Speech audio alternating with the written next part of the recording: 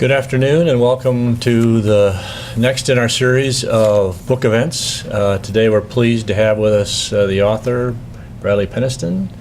Brad is currently the editor of the Armed Forces Journal, which, as some of you know, is the oldest publication of its type, the military journal in existence. Goes back to when it was called the Army and Navy Journal. Is that what it was?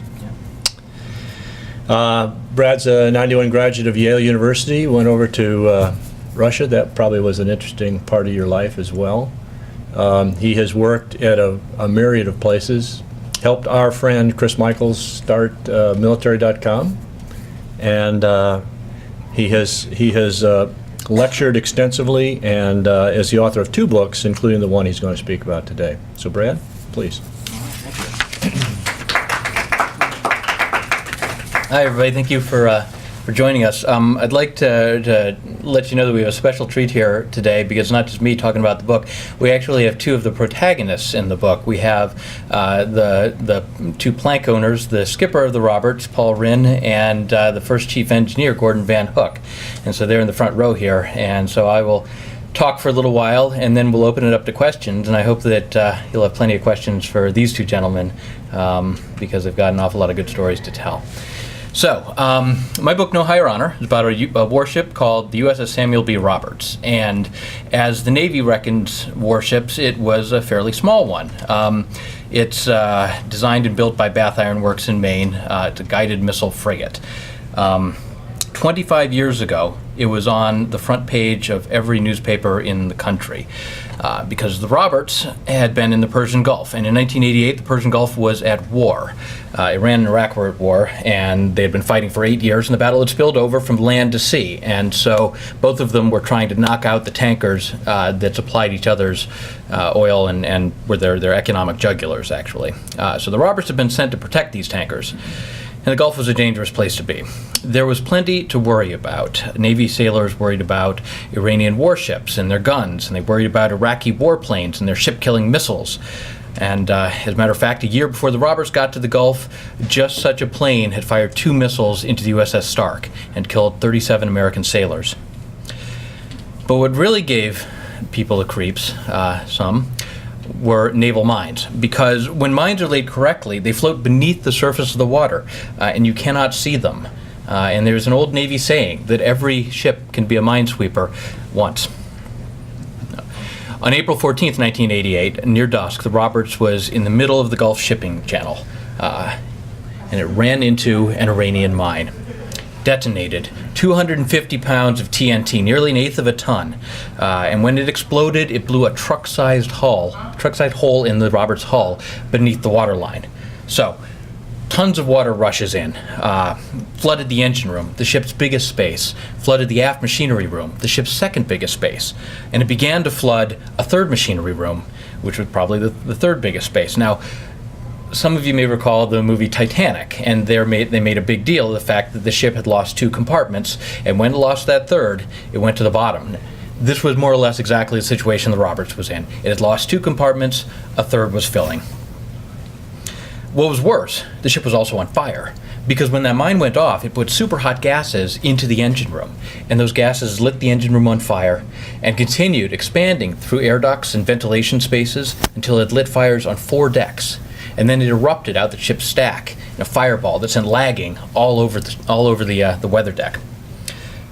So darkness fell, and here's the situation aboard the Roberts. It was on fire, it was sinking, it was alone in a minefield 40 miles off the coast of a hostile Iran. So, the reason I wrote this book, one of them, was that most people in the Navy have heard of the Roberts. So it's the ship that hit the mine. And most people are told in enlisted courses and officer courses alike that no U.S. warship had come closer in half a century to sinking in hostile action. And yet somehow the crew had saved their ship. Now, by all rights, it should have sunk. It was in a sinking condition, and I'm told that at MIT they give this problem to their maritime engineers every year. Okay, look at this and tell me how it should have stayed afloat, and apparently nobody can figure it out. So it is, the crew mounted a magnificent effort, and they brought it back, and it was repaired, returned to service, and as a matter of fact, it's still doing duty today. It's apparently getting underway today or tomorrow for another mission in Southcom. So it really is one of the legendary ships of the U.S. Navy. And yet, no one had written a book about it, and it had more or less become a footnote, forgotten in American history. So I started my research 5 years ago by talking to the captain, Paul Rinn, and we had dinner, and dinner stretched for 4 hours. And by the end of that, I realized that this was not just, a ship that hit the mine. There were some really good stories to talk about. So I started looking up its history and the history of the U.S. and the Persian Gulf and all these things. And as I got to know the story better, a few things really grabbed me. First of all, the story of the Roberts is a story about leadership and the way a commanding officer and the officers aboard the ship forge a team so that it can survive adversity. The captain of the Roberts was named Paul Rinn, and he had had an unusual career for a naval officer because he had served on destroyers and frigates, but he had also served in the Brown Water Navy on the rivers of Southeast Asia during the Vietnam War. And he had led boat patrols up the Mekong, and he had experienced combat at close quarters. Now, every ship goes into harm's way as it leaves the pier, no matter where it's going. But it is rare for a sailor in this day and age to see combat, and Paul Rinn had. And for him, his time in Southeast Asia really shaped his philosophy of command, because there's something unique and visceral about looking over the sights of a rifle and shooting at someone and seeing them shooting back at you. And it seared into him the lesson that combat would push you beyond all imaginable limits, and that the responsibility of a combat leader was to make sure that your sailors, your men, your women, were as ready as they could possibly be. And so it imbued in Paul Rinn an unshakable determination to make sure that he would push his sailors to be the best in the world at what they did. So, when he got command of the Roberts, he assembled his crew and he told them, in combat, there are no points for second place. And so we are going to be the best ship in the Navy. In fact, he said we are going to be the best ship that ever was. We're going to be the New York Yankees. We're going to hit the longest home runs. We're going to drive the ball farther off the tee than anyone ever has. And just to make sure no one missed the point, he said, I know what it takes to make a ship the best. I'm not just some guy who came out of the woods in Washington, D.C. I have served in Southeast Asia. I served off Lebanon. I know what it's like to face the enemy, and I know what it's like to think you're going to die.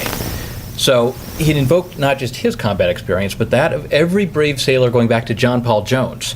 And he told his men, you walk in their footsteps. You can be proud of the brave things your predecessors did, and you will strive to live up to their example. So to Rinn, this was a vital part of forging a crew. This pride in heritage and pride in service and pride in their jobs. And he believed that a proud ship is a good ship, and necessarily vice versa also.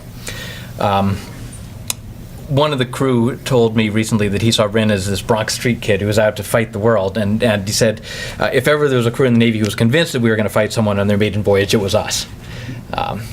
So Rinn helped forge the crew. Gordan Van Hook, the first chief engineer, also helped forge the crew. When the ship was still a hull on the building ways at Bath Iron Works, he brought his crew in and he said, okay, we're going to play some games. Let's kick a hole in that bulkhead. What do you think is going to come through? Will it be air? Will it be fuel? Will it be water? And he made sure that everybody knew that ship better than they knew the palms of their hands. And this would prove vital in the tests to come. But leaders ultimately can only lead. And when the Roberts faced its mortal peril, it came down to 200 guys, every single one of whom did something to save their ship. The crew of the Roberts, like most Navy ships then and now, was made up largely of kids who were 19 and 20 years old, essentially the age of college freshmen who can barely be trusted to do their own laundry. Most of them had never been to sea before they walked up the Roberts gangplank. Many had been through years of Navy training, but many had no technical skills except what they had received through this training. And yet these kids were running a warship, an instrument of national policy, a complicated technical machine, and a man-of-war standing into harm's way. And when that mine hit, they reacted as professional mariners. They laid out fire hoses to fight the fires. They set up pumps to fight the flooding. But the damage was so severe that many of the things they'd been trained to do did not work. The fire hoses weren't working. They kept losing pressure. The wooden wedges that they tried to drive into the leaks only opened the holes wider. And so they began to improvise. They used mattresses to plug the holes in the leaking bulkheads. They strung steel cables to stabilize the deckhouse, which had come loose in the explosion. And they did 100 other things. In mortal danger, they reacted not just coolly, not just competently, but creatively. Now, I'll tell you one of these, a story about just one of these kids. His name was Mike Tilley. And Tilley was a Missouri boy. He was 19 years old when he joined the Navy. And he was a good kid, but he had a knack for getting in trouble. He got caught on base with a doctored ID. He was part of a group who set someone's boat loose during a port visit. One day, out at sea, Captain Rinn declared that there would be a cookout on the flight deck, a steel beach picnic. And he said uniforms are optional. And Tilley, who knew how to stretch optional uniforms to the limit, appeared in the cheeseburger line without a stitch of clothing on. So the chief on duty was nearly blew up, but Rinn just laughed and sent Tilley back down to come back in something a little more appropriate. But Tilley was, in fact, a kid who was getting things together. He had begun training as an engineman, and he learned how to run the giant diesel generators that provided the electricity for the frigate. These things were huge, 16-cylinder monsters, the size of a VW minibus. And when the mine hit, Tilley was on station, down by his generator, and the explosion jolted the entire ship, and the generator started to go offline. And by the time Tilley figured out what had happened and was kind of orienting himself, the overhead lamps had gone out. And so the only light came from little square yellow flashlights. Now, on a ship, electricity is literally the lifeblood. You can't move, you can't run, your electrical fire pumps don't work. No radios to tell anyone that you are in trouble. And so Tilley knows that he has to get his generator working again. And he knows that there are several ways to do this. He goes to the control panel, he presses the right buttons, and nothing. He knows there's a backup, but it's something that nobody wants to do. It involves climbing on top of this 16-cylinder monster and pushing the emergency override. And they call this a suicide start because it's just, it's not where you want to be. But he knew that he had to do it, and so he got up there and he pushed the button, and whoosh, the generator comes back to life. They get power again. The Roberts begins to be able to fight its fires, and the ship begins to come back to life. But Tilley was just one of 200 guys who made a difference, who did what they needed to do that day. They were not superheroes someone plucked off a ship. They were simply good, well-trained people, 19-year-old kids mostly, who did what they needed to do. And of course, there's a postscript to the Tilley story. At some point in training, Rinn had come by Tilley's workstation, and he was down, under the water line. He said, "Hey, Skipper, I like it fine down here, but what really make it great is a window." And, ha, Tilley, very funny, whatever. Well, the mine blows up, the ship gets towed into Dubai, gets put up on blocks, everybody goes around to see the gigantic hole, and some people are amazed, and some people are newly terrified. Tilley writes a note to the captain and sticks in a suggestion box. "Dear Captain, you have succeeded beyond my wildest expectations. Thank you so much, Mike Tilley." So, the story of the Roberts is a story of leadership and of good sailors, but there is also, it's a story of wider import as well. The incident led to the largest surface warfare battle since World War II, called Operation Praying Mantis. It was essentially a one-day campaign of retribution that the U.S. Navy launched against the Iranian Navy, payback for the mining of the Roberts. Navy divers had recovered some of the mines, and indeed they had traced them back to Iran. The serial numbers matched some mines that had been seized from Iranian warships 6 months earlier, and so it was caught red-handed, so to speak. So in the day-long battle, which happened 25 years ago Thursday, the Navy sank 2 Iranian warships and damaged a third. It effectively cut Iran's naval force in half. Perhaps even more importantly, it convinced Ayatollah Khomeini that the U.S. would not allow Iran to defeat Iraq in this, at that point, 8-year-long Iran-Iraq war. And so that summer, a ceasefire was declared. That wasn't it, though. The ripples spread farther because not only did this affect the powers in Tehran, they also affected the powers in Baghdad. Saddam Hussein saw this strike against the Iranians as a signal that he was the U.S.'s man and he could get away with whatever he wanted. And so 2 years after this, he launched an armored invasion of Kuwait. Again, it wasn't solely the Roberts mining, but that was certainly one of the things in the mix there. This one-day battle, Operation Praying Mantis, itself was a watershed for the Navy because it was the first time that the Navy really showed how it would fight all future battles. That is to say, everything was networked. They were, for the first time, the Navy went to war with ships and airplanes that would talk to each other electronically. It was somewhat rudimentary. Certainly we have much better systems now, but that was the proving ground for the way that we now go to war, with everything tied in through radios and computer networks and all the rest. Started in Operation Praying Mantis. But if it told us something about technology, it also told us something about the opposite technology, because the mine that got the Roberts was a copy of a 1908 design for the Tsarist Navy.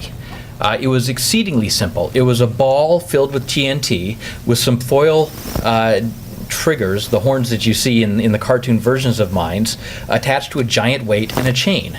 And you throw it off the side, and you make the chain length how deep you think the water is, and that's it. Cost maybe $1,000, maybe. The Roberts was repaired at a cost just a little south of $100 million. And so if the story of the Roberts and Operation Praying Mantis tells us something about technology, it also shows how cheap can often defeat expensive and complicated. It is, I'm afraid, I'm sad to say, something that will always be with us. It's a lesson worth learning. Yesterday in Boston, of course, we saw the results of what was most likely a very inexpensive explosive device doing terrible damage.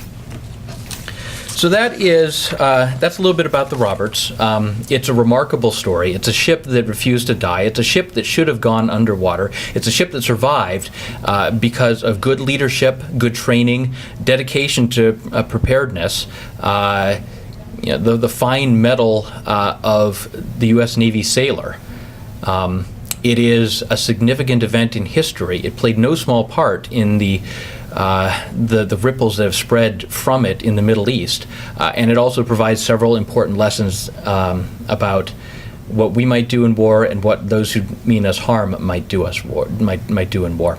So anyway, with that, I'd love to have any questions, and please ask Captains Rinn and Van Hook too, because they were there and they could tell it even better than I can. So thank you very much for listening.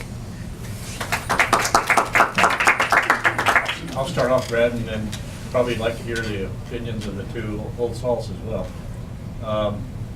If an LCS today were to hit that mine, we haven't got the men to fight it or to repair it, and it probably wouldn't take as much damage. Comments? That's you want to go first? Or? Yeah, I think the concept for the LCS is very different from what the FFG was. The FFG was designed as I think a level 2 warship, what you call it. In other words, it was designed to take a hit. Nobody envisioned that it was going to be able to take that kind of hit and keep fighting, but it was designed to take a hit, and it was manned and equipped to perform damage control and to get the ship back so it could defend itself or continue to contribute to the fight. Whereas the LCS is a different concept, I believe. It's a level 1 warship that is meant to definitely go in harm's way and fight and defend itself, but if it takes a big hit, it's basically the crew is supposed to get off, and that's it. So I think that the operating concepts are different with the two ships. But I think the LCS is they've taken it good ways with what they've put into it. It's a good warship, and it's definitely a warship, but yeah. It's a different concept. One of the packages, of course, is mine hunting. So you think it might be out there in that environment? Well, a lot of people say they'd rather be in that environment than on our legacy minesweepers, Well, right. don't have much ability to defend themselves, yeah. or go in harm's way. You know, from a command point of view, I would say that 40 people is too small, frankly. And I think the Navy is recognizing that as well now. That of course by design is designed to be augmented by a number of additional people, 20 to some odd or whatever. And I think that that number needs to be increased. Frankly, when LCS was being designed and I was working as a consultant, I was asked to come in and answer some questions about that.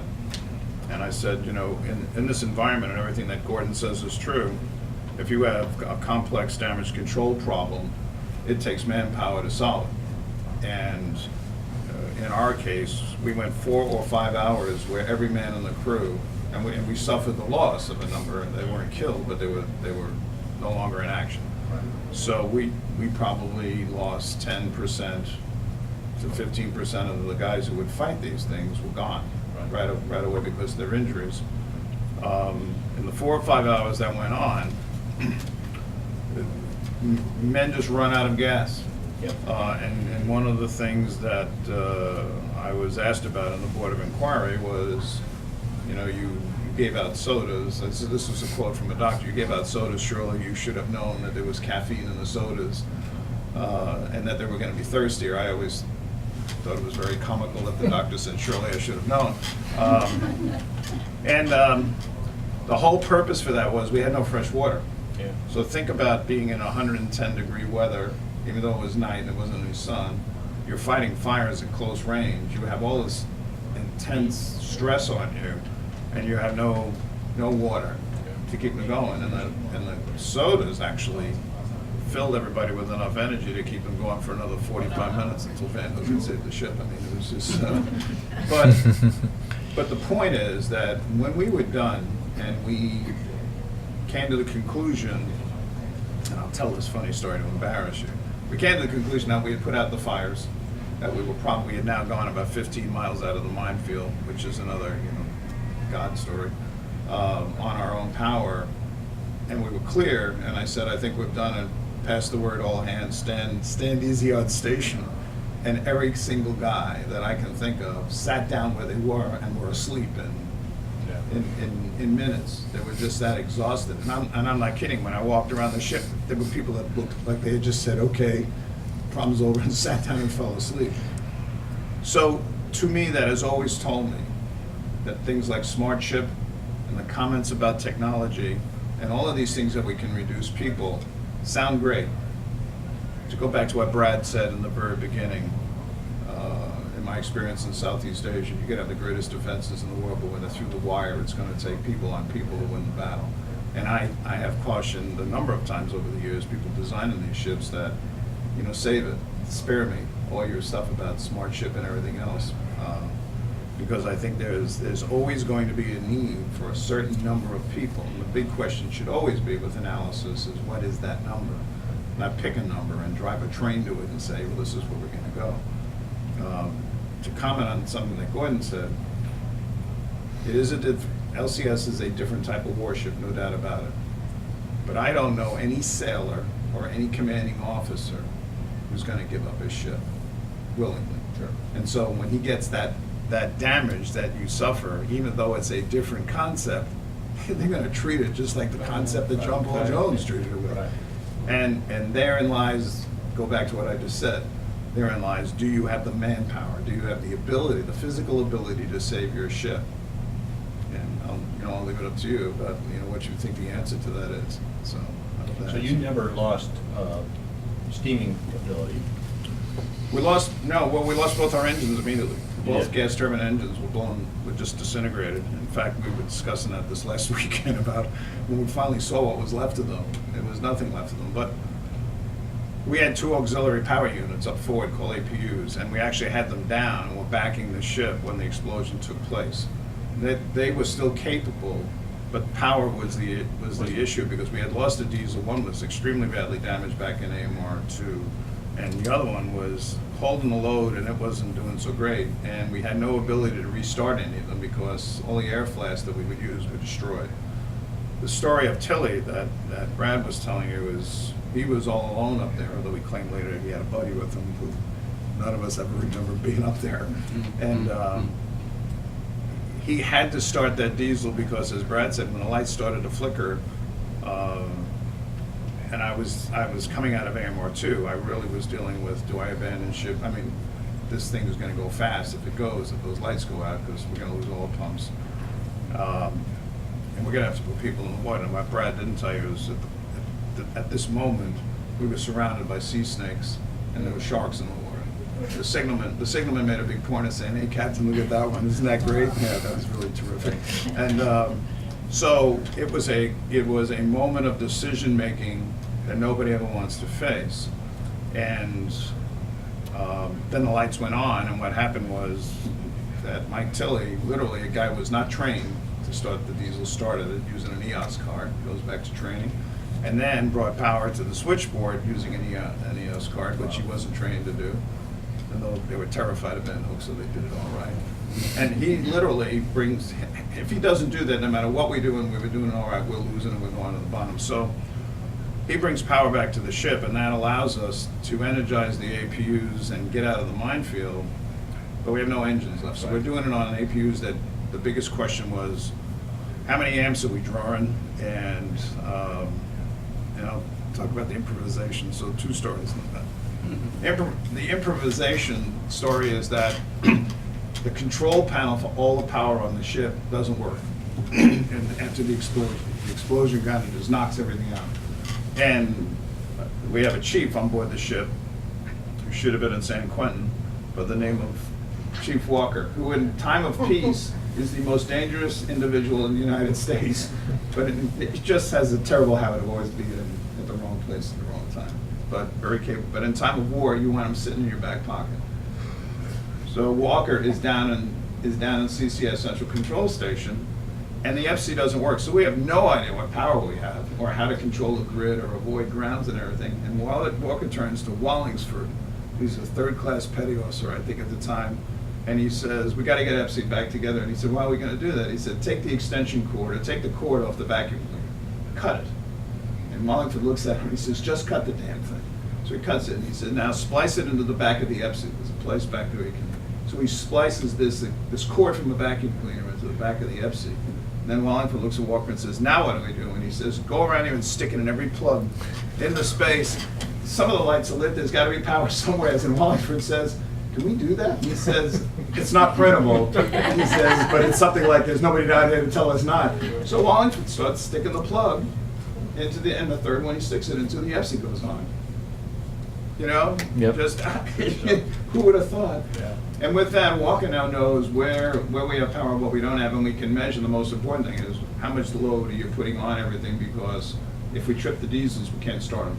Then we are done. And so in the midst of this now, Tilley's up forward, and he's doing his thing, and when he brings power to the switchboard and the grid, we now have this thing back in CCS having been done. Tilley, 3 mass cases, no chance of ever being successful in life, saves the ship, and we have power, and the rest is kind of history. And when we lit off the APUs, because we had already brought a missile up on the rail, and our Iranian friends had gone away, and then we trained it on them and said, "Okay, we may go, but you're going with us if you stick around." So they went away. And it was seriously a matter of, if we light these APUs off and they trip the diesels off the line, we got nothing. We're done. And so, I talked to Gordan, I talked to the electrician, and we figured out that we probably had enough room. And we lit them off, and they ran, and the lights didn't go out. And we said, "Okay, and now, which way do we go?" And the Board of Inquiry, Admiral Claxton, looked at me and he said, how in the heck did you come up with a course of 147?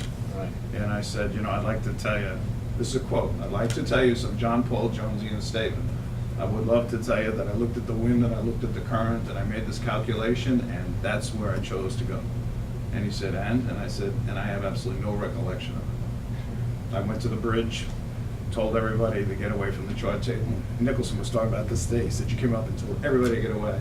And he said, "You stood over there for a second." And somebody said, "What do you think he's going to do?" And they said, "Oh, he'll get us out of here. He knows the way." I have no idea. Yeah. And I turned around and said, "Come to course 147 and 146 and stay on that course until I tell you to change it." And how many knots did you? 4.5. Yeah. We went 26 miles. And there were 14 mines in the minefield, and we passed, when the EOD guys came back and they plotted the mines and where we were, they said that we had passed between 2 for sure and probably 3 that were no further away than a couple hundred yards. So, and we got out. And I don't know, I couldn't tell you what it was. But now that the embarrassing story for Van Hook, and I looked at that scuttle you came out of, back in the after part of the ship, we couldn't get the fires out, and they were just burning, and they were burning, on the stack and everything, and sailors' shoes were melting off their feet, and one sailor ran by me at one point. It was a DC dink. He couldn't pass his DC quals. And he came by me, and he erupted. When I told those guys that story, he stopped, he looked at me, and he said, "Hey, Captain, does this mean I'm DC qualified?" And I looked at him and said, "No." And ran off. So we can't figure out how to get the doggone fire out. And we're running out of gas. I mean, everybody's kind of, and all of a sudden there's a scuttle, and I literally looked at it when we were down in Mayport this week, and I can't imagine you coming out of that thing, but the scuttle pops open, all the smoke comes out and some sparks, no kidding.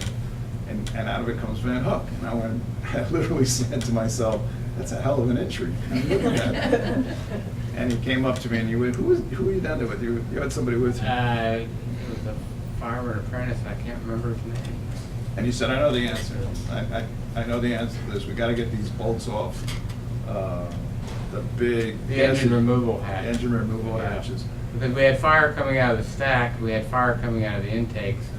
So logically, I thought it's coming from the very depths of the engine room. It's coming from the engine modules. So I'd gone into the intake space, and we looked through the de-icing, and we could see down below the big fire, and that was the engines burning, and that's what was causing everything.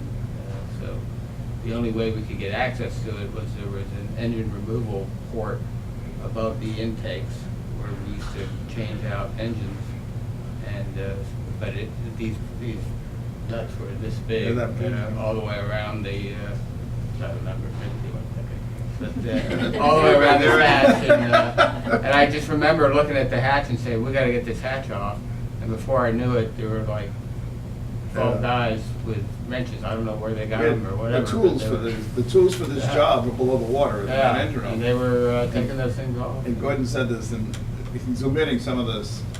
"I don't want to do this because it'll turn it into a chimney effect, and if the flames come up, we're going to lose it, baby, because we just don't have anything left." And keep in mind, at this point, the nearest ship is now 4 hours, and still 90 miles away. I mean, 80, and so Gordan convinces me we got to do this. He said that's the only way to do it, and I said, "Okay, take the bolts off." And as I'm saying this, I know that they can't get these off because the tool for it, there's a big wrench, is down below. And Dumas told me that he was one of the guys. They got all those bolts off in about 25 minutes. God knows, sailors don't, be very aware, scared of what they can do. And they got them off, and then the moment of truth, we put the crowbars down, we get all the hoses ready, and we pushed the hatch back, and before they could get the hoses down, smoke and heat, and some flame popped up and singed my eyebrows, and behind me stands my wonderful chief engineer who says, "Maybe this wasn't a good idea." But it was the right idea, because we turned the hoses on, and immediately the smoke changed color very quickly, and it was, I think, 10 or 15 minutes after that we realized we put the fire out, and that was an incredible feeling. I mean, you didn't know where you were going from here, but okay, we got the fire out, we're not sinking anymore, and that's a different story of throwing all the crap over the side, the stuff on the side. But when I gave you order to stop fighting the fires, and I went to the bridge, my XO grabbed me so hard when I said at time, whatever it was. Back up a little bit, Paul. There was a point at which the ship had settled so much into the water because they were pumping everything they had onto the fires, that it become apparent that the crew was actually sinking the ship as much as the hull was at this point. So Paul realized this, and then passed the order over to 1MC, got to stop fighting the fires, at which point his XO said, I don't think I can say that in this crowd. But I went up to the bridge and I told him to write on a log, knowing that if if we lost this ship, or the ship exploded or something, that wouldn't go so well, right? But as Brad was saying, I was standing on the main deck and the fire was literally burning over me, and I was on the main deck and my shoes were filling with water. And I thought, holy Christmas, and I had called back to the fan tower where he put this fellow's BM3 sandal. It was the only time that night I lost my temper. I said, Sandal, how are we with regard to the numbers? And I put him there and said, I always want to know where the water is with regard to the numbers on the stern. And his answer, and Sandal was not a guy that joked around, even to this day, you know, very serious. And he said, I don't know. And I lost it. I said, damn it, I put you back there for a reason. He goes, you know, I knew you would be the guy. What's this you don't know? And he said, Captain, the reason I can't tell you is because the numbers are under the water and I can't see them anymore. And I said, how bad is it? And he said, if I go back on the drop down, I think I can, and I get my hands on these, I can put my hands in the water. We got about 2 feet left. And as he's telling me that, fire above me, and I look down and my feet are just, there's water in my shoes. And I thought, damn it, we're doing this to ourselves. We're doing the Stark all over again. Right. We're, you know, and so I dropped the phone, went to the bridge, and that's when we passed the word. But John Eckelberg, when I got up there was a small kind of explosion that was like, woof, and I don't know what caused it. But I passed the word to stop fighting the fires, and Eckelberg grabbed my arm, and he grabbed it so hard. And it was always, I always used to invite people to the starboard bridge wing when we were going to have discussions of certain kind. And Eckelberg said, can I talk to you on the bridge wing? And he was squeezing my arm so damn hard, he bruised me. And we got out there, and he said, quote unquote, have you lost, can't you see this? Have you lost your blankety-blink mind? And I said, yeah, we got about 45 minutes to live. And we're going to lose the ship. And we don't have to worry about that anymore because the Persian Gulf's going to put it out. And he said, terrific. He said, aye, sir, I got it. And that was it. But that was the fire revolution, which I think is one of the 3 key moments. Stop fighting the fires. And the one story I told. Well, stopping the flooding in the Ford machinery room is definitely, Yeah. and that's the third space, like Brad Right. said, and the fact that they were able to stop the flooding. The after bulkhead was split, and they used all sorts of shirts and everything else to block it. The bulkhead was probably as wide as that room, maybe a little wider. You know, you went down the space, it was cracked all the way across, and there were 2 holes in it. And the guys that were down there, I don't think there was a single engineer, because the engineers were fighting the fire in other places and doing all the other things they had to do. And it gets back to this manpower thing. They were scattered all over the ship doing what they had to do engineering-wise. And so the 5 guys in the AMR-2 were fighting to save that space and needed to save the ship. Or the ship's cook, Kevin Ford, a postal clerk, a bosun mate, a radio man, and an I seaman or something, but no engineers.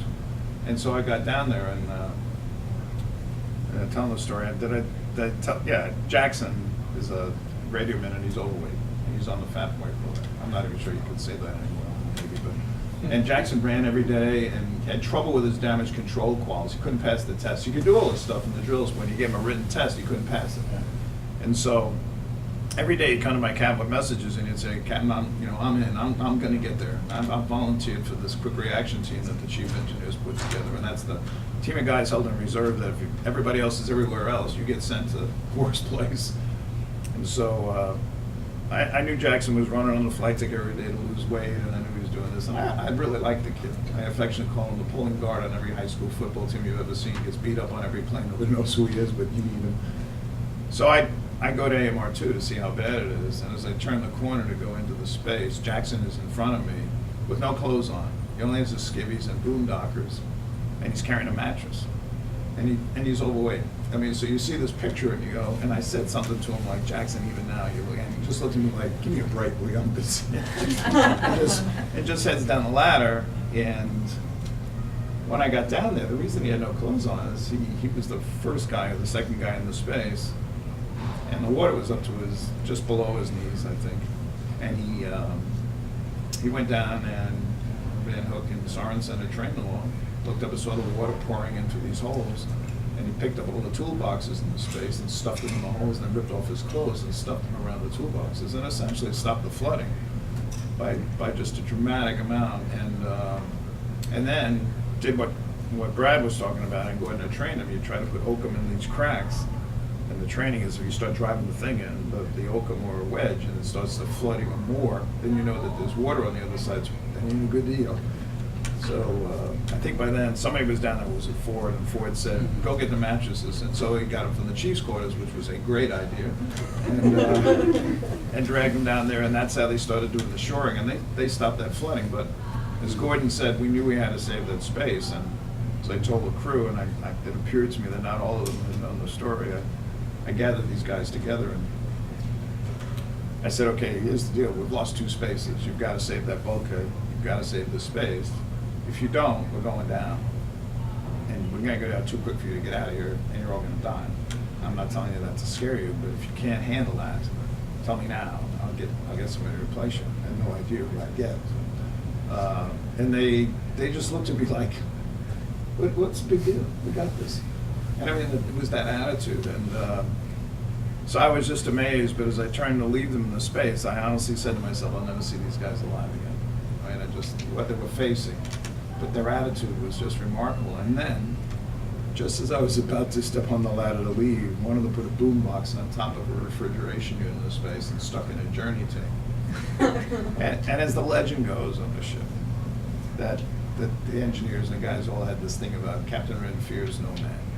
But what he really fears is that he'll come home some night and find one of us in his driveway in a Trans Am with one of his daughters listening to a journey tape. And so when they played the tape, I stopped at the ladder and I came back and I said, hey. And I said, even now, your taste in music sucks. And they all started laughing. And quite honestly, at the first reunion, 2 or 3 of them said, we knew then we're going to be okay. I mean, no man's joking, we can't be in that much trouble. So it was, but that was a critical moment. And tremendous amount of credit to the crew. In fact, if not all the credit to the crew for what they did and the way they were trained. And Gordan, he looks old and wily and kind of whatever, but he never flinched, and he never showed. He was a calm presence in an event that should have been uncalming, and he was incredibly professional. And when I asked questions about stability, which was an ongoing question, how much buoyancy could we possibly have left?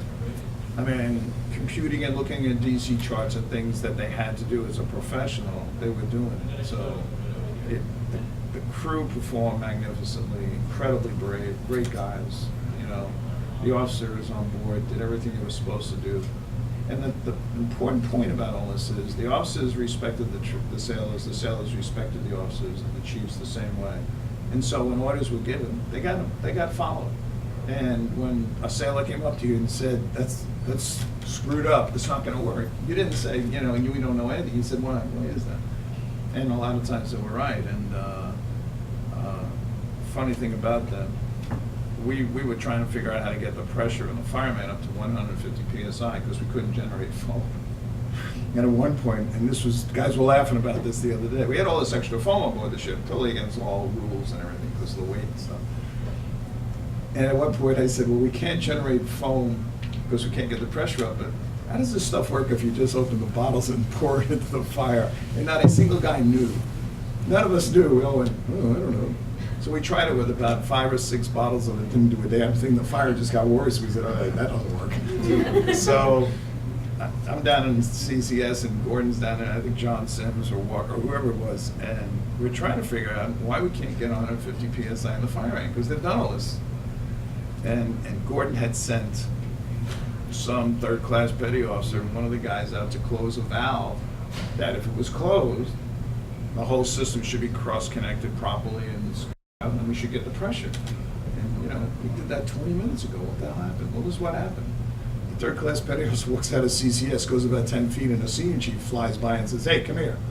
I need you for this. And he said, well, no, I got told, shut up, come with me. So the kid never closed the valve. And we're down there going, why isn't this working?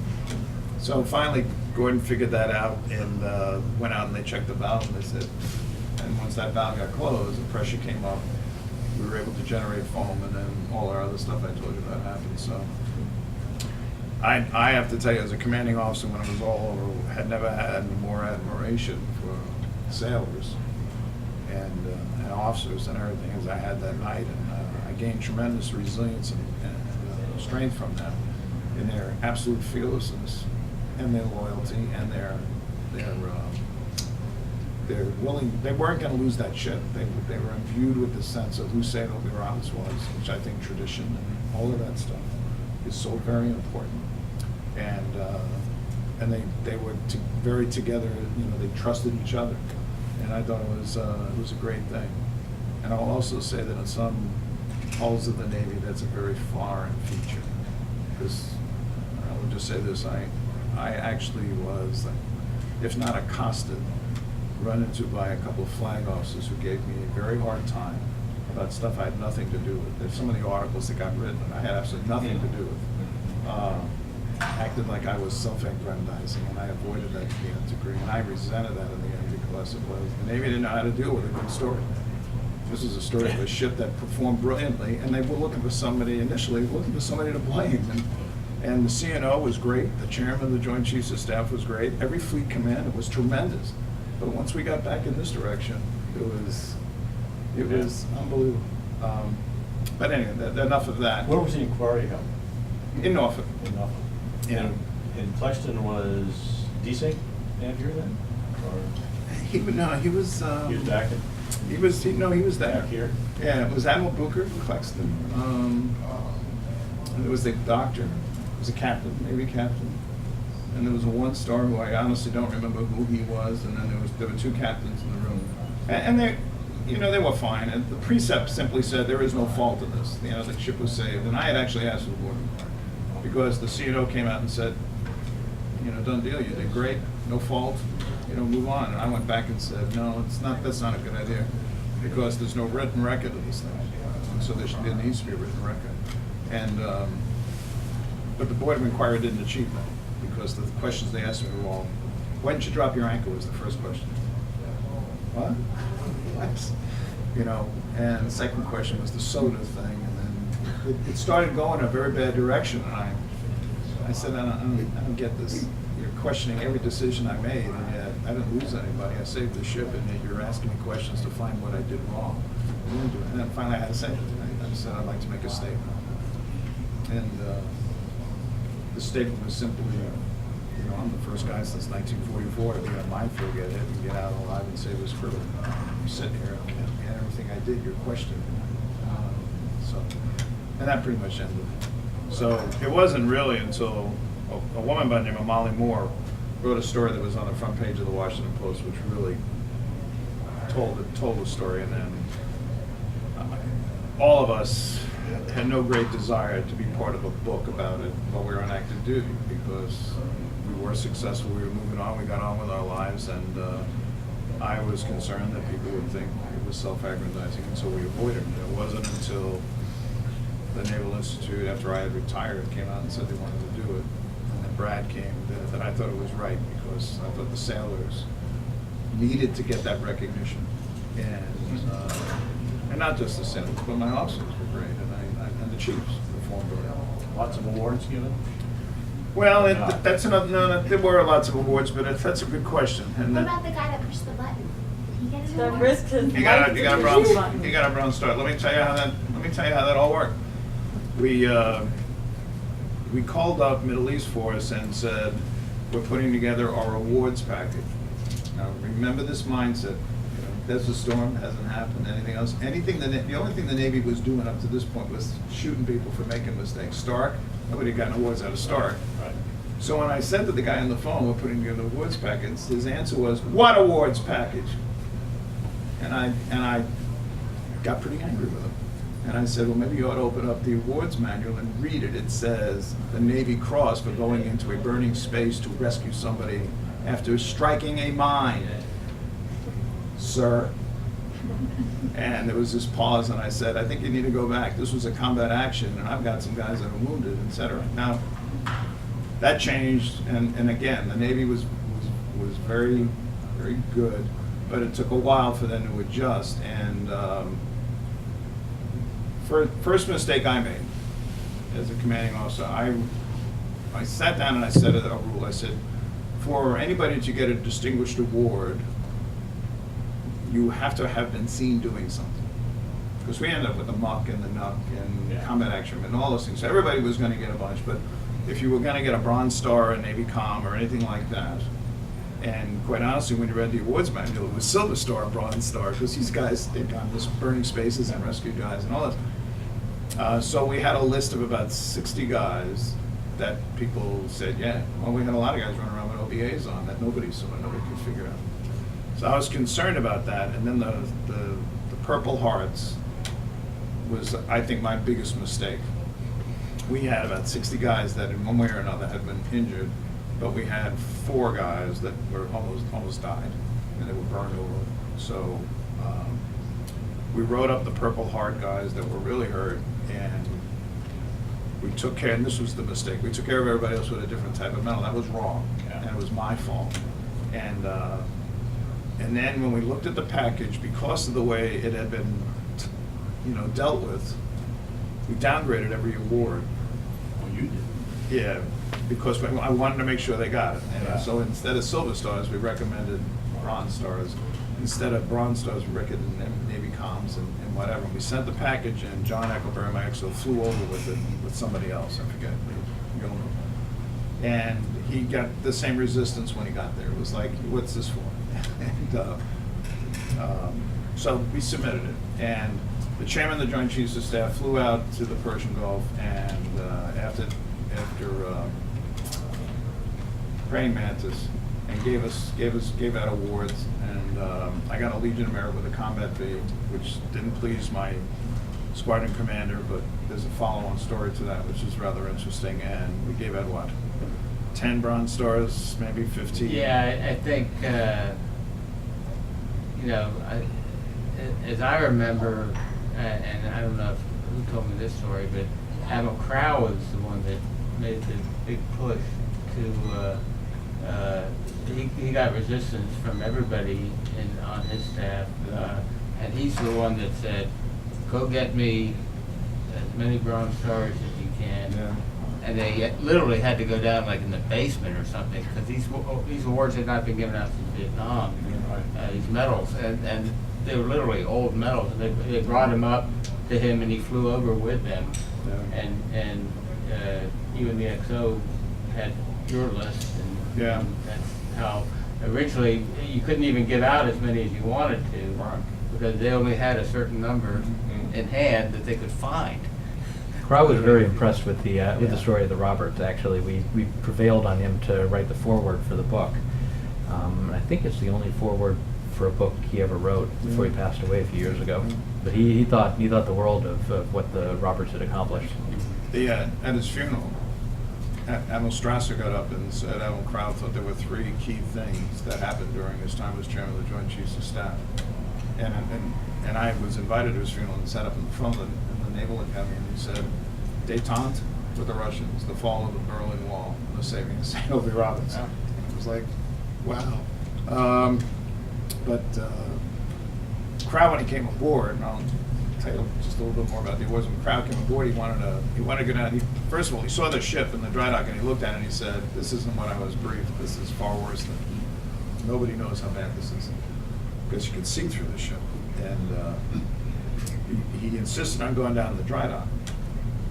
And we were all saying, oh, the dry dock's a mess. Things are still falling out of the ship. It's really crappy. And he said, no, I want to go down in the dry dock. So, okay, so we got him coveralls, the Dubai dry dock, got him coveralls and boots and stuff. And we went down there, and he was having trouble walking. He was limping. Something was wrong with his knee or his hip. And he got down the dry dock, and he stood near the hole, and he saw the size of the hole. He saw we didn't have a keel left. And he saw that the hull was just flexed like a beer can. And he walked underneath the ship with me to the other side, and I turned around. I thought he was going to throw up. His face was totally white. And he put his arm around me. And I'm a commander of the Navy. I've never been to Washington.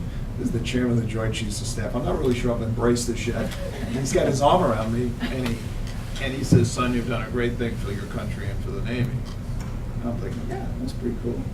He said, what would you like to do in the Navy? Now, this is the lesson in leadership for everybody. If the big guy ever offers you should have an answer, number one. And number two, don't crack a joke. Yeah, that's good. And I looked at, I don't know what I was thinking. I honestly, just like course 147.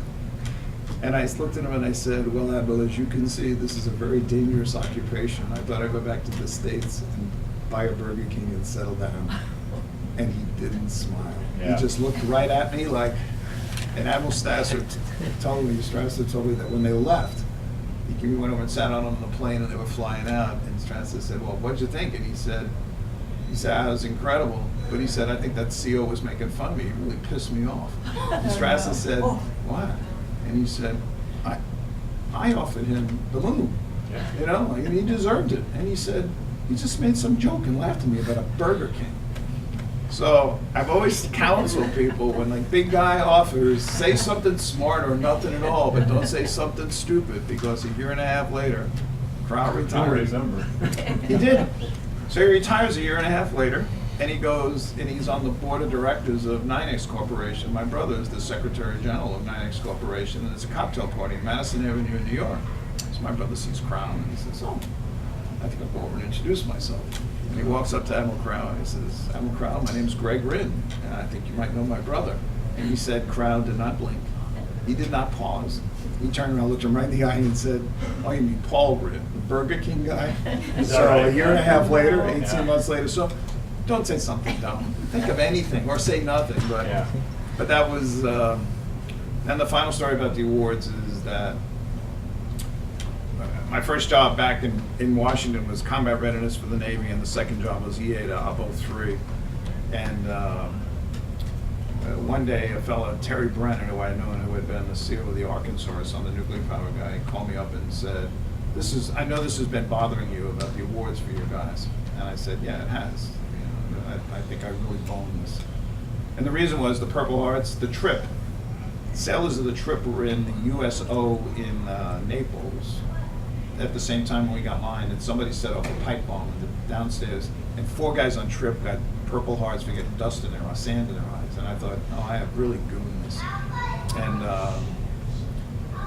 so they convened a special board, and they asked me for names, and I gave names. They pulled some records, and I think it was around 25 records. I'm pulling that number out of the air, but I think it's about 25.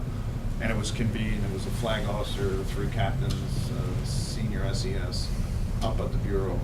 And I came in, and the senior SES was a female. She was annoyed that she was there and didn't want to be there, and blah blah blah. Why are we here? Why are we doing this? And I said, because I've made a mistake, and I submitted these things and I did them wrong, and I'd like to make recompense. And there was a reason. The sailors who are in combat situations are entitled to a thing called an E or a C, or there's a code on their records that they're entitled to extra pay, extra compensation when they retire. I'm not sure of all the things, but it's a really good thing to have. And none of these guys had it. None of my guys had it. And so that was the principal reason for this board, to get them that. And they said, well, we'll go through these records one by one. Do you have your notes? And I said, I don't need any notes. And so she took out, and after the third one, she closed everything up and she said, I got it. I understand. And I think the first couple ones were the guys in AMR too. They talked about never thinking they were going to get out of their line and everything. And she said, I'm in. And they all voted. And so everybody got upgraded. And the number of Bronze Stars went up significantly. I don't know what the number was, but Fridley got one. In fact, he asked me the other day, he said, the Massachusetts I owe you. He said, I never knew why I got a Bronze Star after the fact, and that was it. As far as my award, this is, Jeannie Kirk was a woman, you probably remember her, was in charge of awards in the Pentagon, 89 million years old. And when you walked in her office, she looked at you and knew exactly who you were because she read your chest. I got sent up there one day, and I never met her. I didn't know who she was, and I walked in, and she looked up and she said, hey, and I didn't have a name tag. She said, hey, Paul Rinn. And I said, how do you know that? And she said, Legion of Merit, Combat B.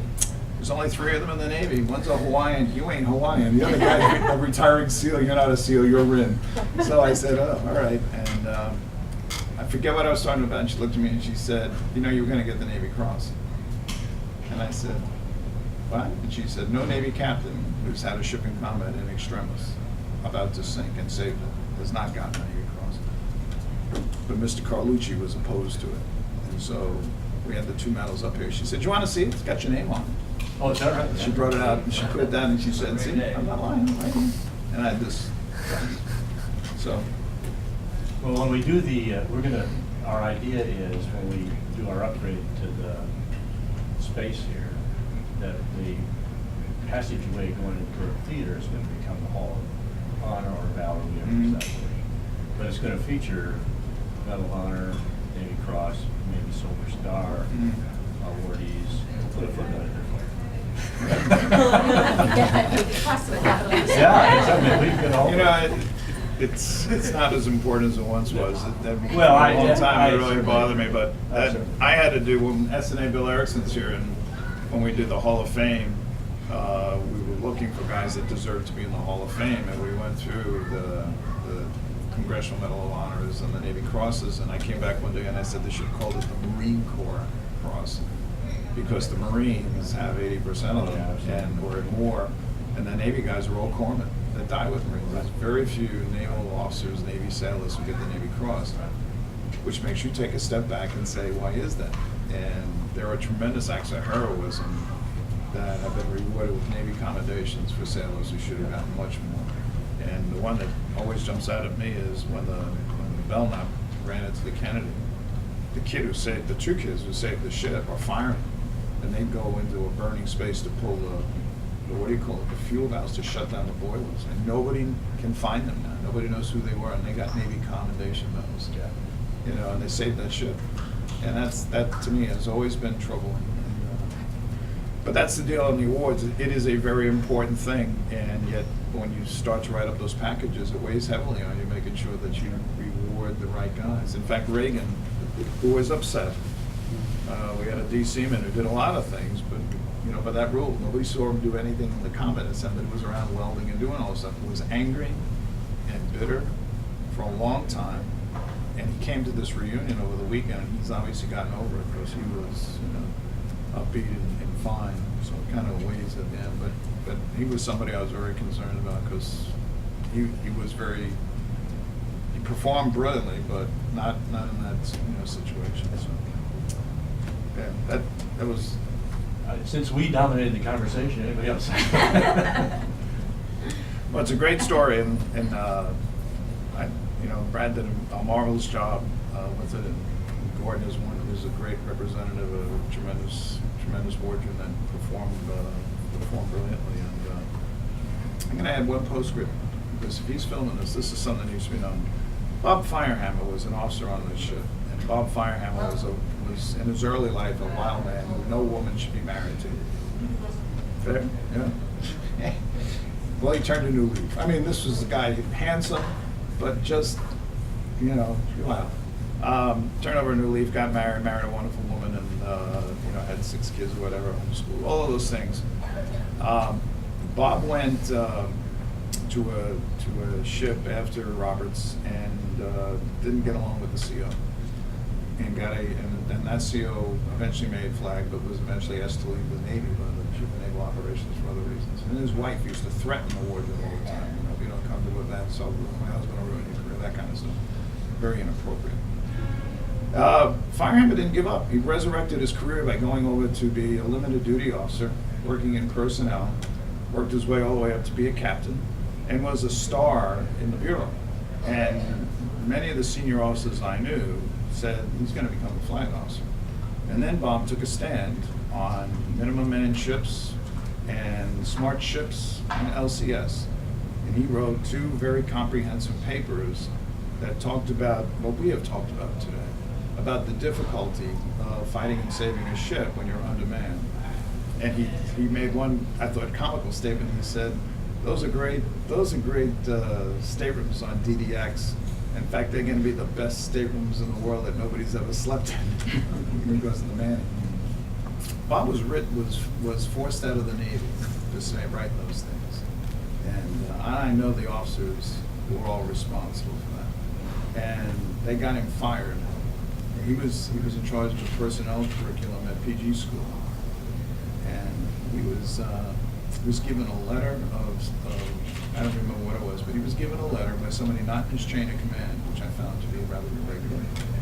And they ordered him to pull his article from the Naval Institute. Think about that. The Naval Institute? That's not what the Naval Institute is about, is it? No. Rather unethical. And then that was it. And he left the Navy, retired, and that's why he was in Nashville pedaling his bike down the side of the road when the guy fell asleep and swerved off and hit him and killed him in the car. And there were several senior officers who came to his funeral, and I had the task of doing his eulogy, and I looked right at them and I said, Bob Firehammer knew what he was talking about because he had been there. Some of you were not there, and you don't know, and you're taking the Navy down a very dangerous path. So that touches on what you asked. It's my opinion. I stand by it. Anybody wants to discuss it with me, I'm more than happy to discuss that. So that's a postscript on Bobby Firehammer. He turned out to be a good man, good officer, good father, who I was never sure would achieve all of those goals. Okay. All right. Well, thank you, Paul, and thank you, Gordon, for joining me here. And thank you all for coming. I guess my own postscript, a bit more self-serving, but I think my publisher would kill me if I did not mention that the Naval Institute has seen fit to bring out No Higher Honor in paperback just a few months ago. So it had gone out of print in hardback. All the copies have been snapped up. It's now available again, and you can buy it.